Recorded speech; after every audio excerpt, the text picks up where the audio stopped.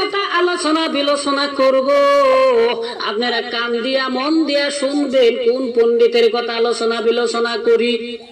ওই যে কামাল পসারি, আপনারা সকলেই বোধহয় চিনেন কামাল পসারি।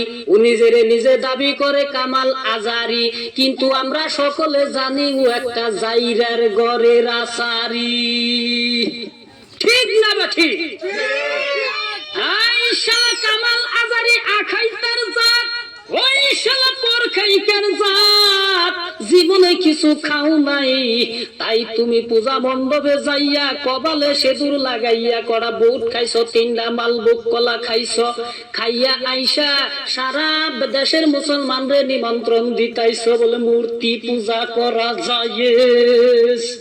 ও কামাল আজাহারি, তুই যে সুরাডার কথা বলতাইছ বলে দুর্গা পূজা করা যায়, মূর্তি পূজা করা যায়, ওইটা আমিও কই, ওইটা তোর হদা গোষ্ঠীর জন্য জায়েজ, বাদ বাকি মুসলমানদের জন্য জায়েজ না।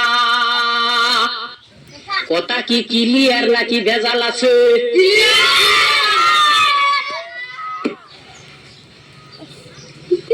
এই আমার যুবক ভাইরা, ও আমার যুবক ভাইরা গো, তোমরা একটা দিক লক্ষ্য করে রাখো, যদি কামাল আজাহারির বংশধর যদি ইন্তেকাল হয় বা ও যদি নিজেও যদি ইন্তেকাল হয়, ওগো দাফন কাফন করা যাবে না, ওগো কান্দে কইরা। তোমরা একটা দিক লক্ষ্য করে রাখো, যদি কামাল আজাহারির বংশধর যদি ইন্তেকাল হয় বা ও যদি নিজেও যদি ইন্তেকাল হয়, ওগো দাফন কাফন করা যাবে না।